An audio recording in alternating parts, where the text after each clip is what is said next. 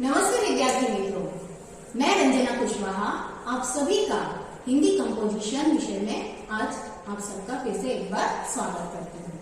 छात्रों, आज हम अपने हिंदी कंपोजिशन विषय में उपयोजित लेखन की तरफ आगे बढ़ते हैं। आज हम अपने उपयोजित लेखन के रचना विभाग के माध्यम से पत्र लेखन की तरफ बढ़ेंगे। छात्रों, वैसे तो आप लोगों ने हमारे इस साल के प्रथम सत्र में पत्र लेखन के बारे में अच्छी तरह से जानकारी हासिल कर ली है। आज हम उसे फिर से दोहराएंगे भी और उसमें कुछ नया भी सीखने जा रहे हैं। तो चलिए छात्रों, अपने रचना विभाग के पत्र लेखन की तरफ हम बढ़ रहे हैं। छात्रों, पत्र लेखन अर्थात चिट्ठी या खत लेखन, जो हमारे मन के भाव होते हैं, हमारे अंदर के जो विचार होते हैं, इन विचारों को, इन भावों को लिखित रूप में व्यक्त करने का एक उत्तम साधन होता है पत्र लेखन। तो ये जो पत्र लेखन होता है, हमारे मन की अभिव्यक्तियों को बड़ी ही आसानी से हम अभिव्यक्त कर सकते हैं और किसी भी व्यक्ति तक इसे पहुंचा सकते हैं। छात्रों, आप सभी पत्र लेखन के बारे में काफी हद तक जानते ही हो। आज का जो जमाना है वह इंटरनेट का जमाना है, आधुनिक जमाना है, और आज के युग में आप सभी, हम सभी मोबाइल, संगणक आदि के बारे में अच्छी तरह से जानते हैं। इन सभी चीजों के साथ में हमारा बहुत ही अच्छा ताल्लुक है। हम इनके साथ में रहते हैं, अर्थात इन सभी के बिना हमारा कोई काम पूर्ण नहीं हो पाता है। तो इसी तंत्र ज्ञान का अच्छी तरह से उपयोग जो है अब पत्र लेखन में भी किया जाने लगा है। पहले जब हम पत्र लेखन किया करते थे तो उसका जो प्रारूप था, उस प्रारूप के अनुसार हम पत्र लेखन करते समय जब पते की बारी होती थी, पता लिखा जाता था, तो हम अपने दाहिनी ओर ऊपर कोने की तरफ लिखा करते थे। परंतु आज पत्र का प्रारूप बदल चुका है, इंटरनेट का जमाना है, और इसीलिए पत्र का प्रारूप जो बदला हुआ है उसमें बाईं ओर कोने में ऊपर से शुरुआत की जाती है। तो यह जो पत्र लेखन हम लोग करने वाले हैं उसमें नए रूप के अनुसार ईमेल के प्रारूप में पत्र लेखन को किया जाने वाला है। तो चलिए छात्रों, आगे हम बढ़ते हैं। सर्वप्रथम हम जाने कि पत्र के प्रकार क्या होते हैं, पत्र के प्रकार कितने होते हैं। पत्र के मुख्य रूप से दो प्रकार होते हैं, अनौपचारिक पत्र और औपचारिक पत्र। अनौपचारिक अर्थात इनफॉर्मल लेटर और औपचारिक अर्थात फॉर्मल लेटर होता है। तो आज हम अपने पत्र लेखन के इस प्रथम भाग में, इसके पहले भाग में हम औपचारिक पत्र अर्थात इनफॉर्मल लेटर के बारे में कुछ जानकारी दोहरा लेते हैं, जो आपने इस साल के प्रथम सत्र में पहले ही हासिल कर ली है। तो आइए बच्चों, अनौपचारिक पत्र में जो लिखने वाला व्यक्ति होता है और जिसे पत्र लिखा जा रहा है, उनका आपस में गहरा संबंध होता है, अर्थात व्यक्तिगत निजी संबंध होता है। यह पत्र अपने मित्रों, माता पिता, अपने सगे संबंधियों आदि को लिखा जाने वाला पत्र होता है। अनौपचारिक पत्र में आत्मीयता का भाव लिखा जाता है, अर्थात हम उसमें अपने मन के विचारों को व्यक्त करते हैं। व्यक्तिगत बातों का उल्लेख होता है, अर्थात पर्सनल बातें इसमें हम लिखते हैं। व्यक्तिगत सुख दुख का ब्यौरा होता है, अर्थात व्यक्तिगत यानी पर्सनल बातें जो होती हैं उसका वर्णन हम सुख दुख के रूप में इस तरह के पत्र में करते हैं। अनौपचारिक पत्र में व्यक्तिगत संबंध का उल्लेख किया जाता है, अर्थात इसमें हमारे पर्सनल रिलेशनशिप जो होते हैं उनको हम उल्लेखित करते हैं, उनका वर्णन इस तरह के पत्रों में करते हैं। छात्रों, अनौपचारिक पत्रों में निम्नलिखित पत्र आ सकते हैं, जैसे कि बधाई पत्र, जब आपको किसी के जन्मदिन पर बधाई देनी हो, शुभकामनाएं देनी हो, या दीपावली की शुभकामना देनी हो, होली की शुभकामना देनी हो, ईद की शुभकामनाएं देनी हो, तब हम बधाई पत्र लिखते हैं। शुभकामना पत्र में भी इसी तरह से होता है, उसमें शुभकामनाएं दी जाती हैं, और जिस तरह से भी शुभकामनाएं देने के लिए हम लोग पर्सनल अगर एक जगह पर उपस्थित नहीं हो पाते हैं तो पत्र इसके लिए बहुत ही उत्तम साधन होता है। तो बधाई पत्र और शुभकामना पत्र जो है कुछ हद तक एक दूसरे से मिलते जुलते होते हैं। उसके बाद में है निमंत्रण पत्र। जैसे आपके घर में कोई शुभ कार्य होने जा रहा है, जैसे शादी विवाह है, या फिर जन्मदिन पर आप अपने मित्रों को या रिश्तेदारों को आमंत्रित करना चाहते हो, तो उन्हें लिखे जाने वाले पत्र निमंत्रण पत्र कहलाते हैं। उसके अलावा विशेष अवसरों पर लिखे गए पत्र, जैसे कि मान लीजिए आपका नया घर मकान है और उसका इनॉग्रेशन हो रहा है, गृह प्रवेश हो रहा है, तो यह विशेष अवसर हो गया। तो ऐसे अवसरों के लिए भी जो पत्र लेखन किया जाता है वह अनौपचारिक पत्र के अंतर्गत आते हैं। उसके बाद में है सांत्वना पत्र। जब कोई व्यक्ति दुखी होता है तो हम उसे सांत्वना देते हुए, धैर्य बंधाते हुए जो पत्र लिखते हैं वह सांत्वना पत्र कहलाता है। किसी प्रकार की जानकारी देने के लिए हम अपने मित्रों को, माता पिता को या सगे संबंधियों को कोई अलग तरह की जानकारी अगर देना चाहते हैं, किसी बात के बारे में बताना चाहते हैं, तो उसमें भी इस तरह के पत्रों का समावेश होता है। कोई सलाह आदि देने के लिए लिखा जाने वाला पत्र, जिस तरह से जानकारी के लिए पत्र लिखते हैं उसी तरह से सलाह मशविरा के लिए भी पत्र लिखे जाने वाले होते हैं, वे भी अनौपचारिक पत्र ही कहलाते हैं। देखिए छात्रों, अनौपचारिक पत्रों में जब हम बड़ों को पत्र लेखन करते हैं, बड़ों के लिए कुछ लिखते हैं, तो उसमें आदर सूचक शब्दों का प्रयोग किया जाता है। तो यहाँ पर आप ध्यानपूर्वक देखिए, जब अपने से बड़े हों तो किस तरह के शब्दों का प्रयोग हमें पत्र की शुरुआत में संबोधन के रूप में करना चाहिए। उसके लिए हम आदरणीय, पूजनीय, पूज्य या श्रद्धेय इस तरह के संबोधन वाले शब्दों का प्रयोग करते हैं। जैसे आदरणीय पिताजी, आदरणीय दादाजी, पूजनीय माताजी, इस तरह के शब्दों का प्रयोग करके हम संबोधित करने वाले शब्दों का प्रयोग पत्र लेखन के आरंभ में करते हैं। अगला है पत्र का अभिवादन। अभिवादन जब हम बड़ों को करते हैं तो उसके लिए अनौपचारिक पत्र में इस तरह के शब्दों का प्रयोग होता है। सादर प्रणाम, सादर चरण स्पर्श, सादर नमस्कार आदि। बड़े अगर पूज्य पिताजी, सादर प्रणाम, इस तरह से हम पत्र लेखन के अभिवादन में उसका प्रयोग करते हैं। उसके बाद में पत्र लेखन पूर्ण हो जाने के बाद में जब पत्र की समाप्ति होती है, उसका समापन होता है, तो समापन करते समय आपका बेटा, आपका पोता, आपका नाती, आपकी बेटी, आपकी पोती, आपकी नातिन, आपका भतीजा इत्यादि शब्दों से उसका समापन किया जाता है। अब जिस तरह से बड़ों के लिए कुछ आदर सूचक शब्दों का प्रयोग होता है, ठीक उसी प्रकार से जब अनौपचारिक पत्र हम अपने मित्रों को या हम उम्र व्यक्ति को लिखते हैं, अर्थात जो हमारे ही उम्र का हो, उसके लिए जब हम पत्र लिखेंगे तो शुरुआत में उसके संबोधन के लिए कैसे शब्दों का प्रयोग करते हैं? देखिए, प्रिय अर्थात प्रिय मित्र, चिरंजीव, अपना छोटा भाई है तो हम चिरंजीव, उसके आगे भाई का नाम लिख सकते हैं, चिरंजीव रोहन, इस तरह से लिख सकते हैं। प्यारे भाई, इस तरह का संबोधन कर सकते हैं।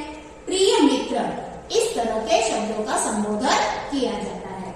उसके बाद में पत्र का अभिवादन, जब हम उम्र हो या हमारा कोई मित्र हो या हमारी कोई सहेली हो, तो उसके लिए इस तरह के शब्दों का अभिवादन होता है। मधुर स्मृतियां, सदा खुश रहो। अगर हमसे छोटा भाई है या हमारे बेटे के लिए हम लिख रहे हैं, पिता अपने बेटे के लिए पत्र लिखते हैं, तो वहां पर लिख सकते हैं सदा खुश रहो, सुखी रहो, आशीर्वाद। इस तरह के शब्दों का अभिवादन के रूप में प्रयोग होता है।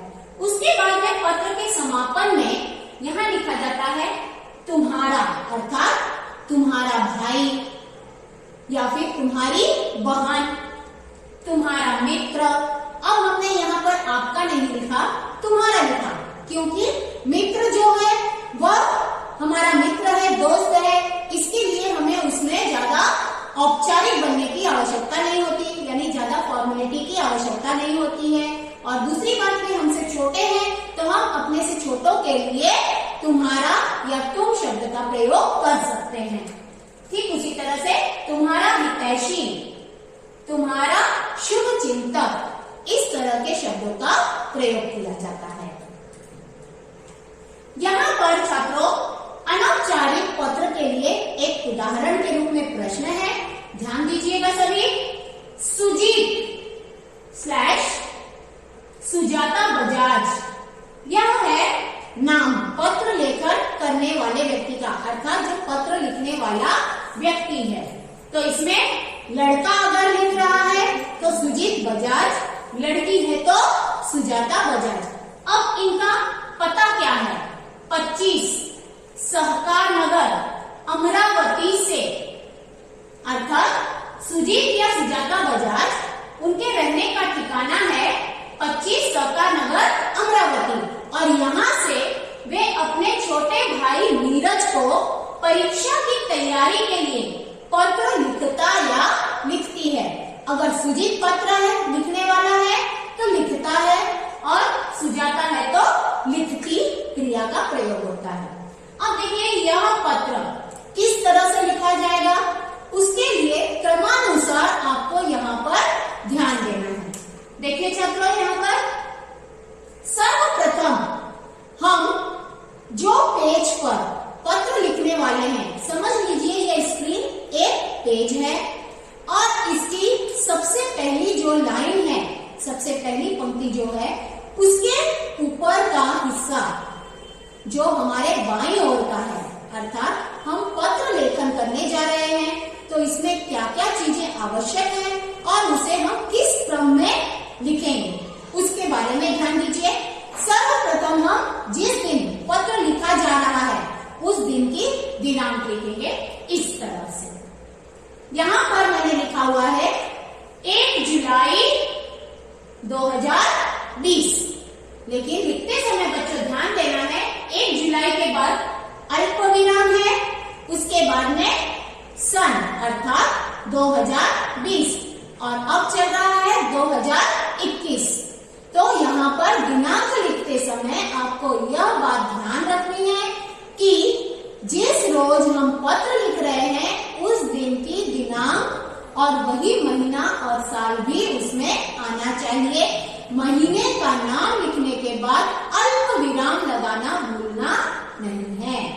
उसके बाद में दूसरा स्टेप जो है हमारा वह होता है ईमेल का। जैसा कि आप सभी शुरू में ही जान चुके हैं कि जमाना जो है हमारा इंटरनेट का है, तो हमें यहाँ पर इंटरनेट अर्थात उसी का तंत्र ज्ञान का उपयोग करते हुए ईमेल का प्रयोग करना है, इसलिए इसे ई पत्र भी कहा जाता है। तो अब यहाँ पर हम सर्वप्रथम जिसका नाम यहाँ पर लिखने वाले हैं, जिसके नाम से पत्र लेखन होगा, वह व्यक्ति है नीरज। तो नीरज का हमने यहाँ पर ईमेल आईडी तैयार कर लिया है, neerajbajaj@gmail.com। इसके बाद में अब हम लिख रहे हैं प्रिय भाई नीरज, जिसे हम पत्र लिख रहे हैं उसके लिए संबोधित करते हुए प्रिय शब्द का प्रयोग किया है हमने, और रिश्ता है उसके साथ में भाई का, इसलिए प्रिय भाई नीरज। हम यहाँ पर प्रिय भाई भी लिख सकते हैं या प्रिय भाई नीरज अर्थात भाई का नाम भी लिख सकते हैं। उसके बाद में भाई को जब हम यहाँ पर उसके आगे अभिवादन करेंगे तो अभिवादन के रूप में हम यहाँ पर लिख रहे हैं शुभाशीष। छोटा भाई है तो उसे आशीर्वाद स्वरूप हमें यहाँ पर अभिवादन करना है, तो हमने यहाँ पर लिखा सुभाषित, उसके बाद में पूर्ण विराम। उसके बाद में यह जो आप परिच्छेद देख रहे हो, ध्यान दीजिए यहाँ पर, यहाँ से लेकर यहाँ तक पहला परिच्छेद है और दूसरा परिच्छेद एक अकेली पंक्ति का है। तो हम पत्र लेखन करते समय एक बात का ख्याल रखना है छात्रों कि पत्र लेखन में जो पत्र का विषय होता है वह हमें परिच्छेद के रूप में लिखना है। तो परिच्छेद की जो संख्या होती है वह 2, 3 या 4 तक हो सकती है। छोटे छोटे पैराग्राफ भी हो सकते हैं और इस तरह का बड़ा पैराग्राफ भी बनाया जा सकता है, लेकिन याद रखिए कि परिच्छेद का बनाना आवश्यक है। तो अब यहाँ पर हमने परिच्छेद जो लिखा है इसे कलेवर कहा जाता है। यह पत्र का कलेवर कहलाता है या पत्र की विषय वस्तु या विषय विवेचन भी कहा जाता है। अब इसमें हमने क्या लिखा है देखिए, बहुत दिनों से तुम्हारा कोई पत्र नहीं आया, क्या कारण है? आशा करती हूँ परीक्षा की तैयारी में तुम लगे हो। अर्धवार्षिक परीक्षा में तुम्हारा रिजल्ट थोड़ा कम था, इससे माता पिताजी को थोड़ा दुख हुआ था। वे अपनी सारी आवश्यकताओं से दूर हटकर तुम्हें घर से इतनी दूर रखकर पढ़ा रहे हैं। तुम्हें अपना बहुमूल्य समय मित्रों के साथ इधर उधर घूमने में व्यर्थ नहीं गंवाना चाहिए। भाई, तुम्हें एक समय सारणी बनाकर उसके अनुसार तुम्हें पढ़ाई करनी चाहिए। मित्रों के साथ गपशप करना और यहाँ वहाँ भटकना जीवन में किसी काम नहीं आता है। अपना एक लक्ष्य बनाओ और उसे प्राप्त करने के लिए हर संभव प्रयत्न करो। उसके बाद दूसरा परिच्छेद है बच्चों, माता और पिताजी की ओर से शुभाशीष। तो अब यहाँ पर आप क्रिया में स्त्रीलिंग शब्द का प्रयोग करने से आप इतना तो जान ही चुके हो कि बहन सुजाता अपने छोटे भाई नीरज को पत्र लिख रही है।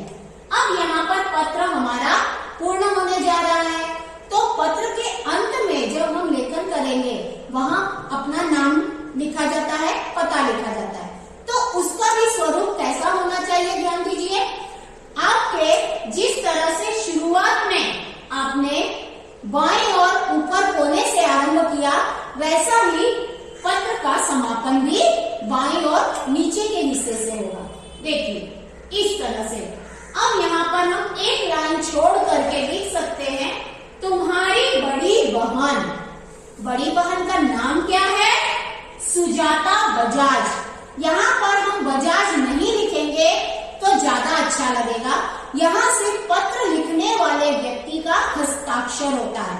बच्चों, हस्ताक्षर का मतलब जैसे हम टीचर आपको सिग्नेचर करके करेक्शन करके देते हैं, उसे सिर्फ सिग्नेचर नहीं कहा जाता या हस्ताक्षर नहीं कहा जाता है।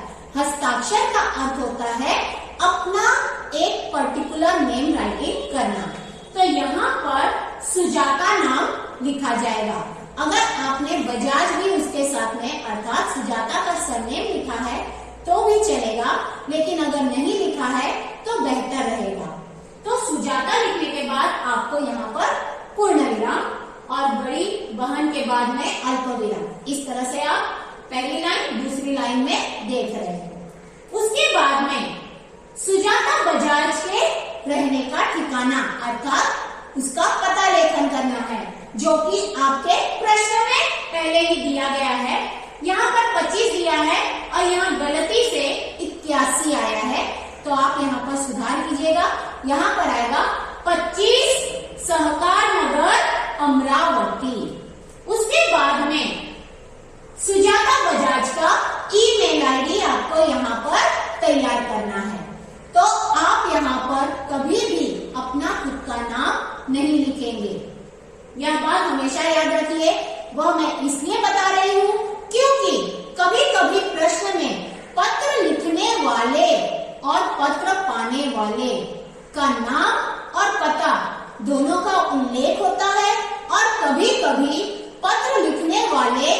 के नाम और पता का उल्लेख नहीं किया जाता है, सिर्फ मात्र पत्र का विषय होता है। तब भी विद्यार्थियों आपको एक बात ध्यान रखनी है, कभी भी अपने खुद के घर का पता और अपना नाम पत्र में मत लिखो।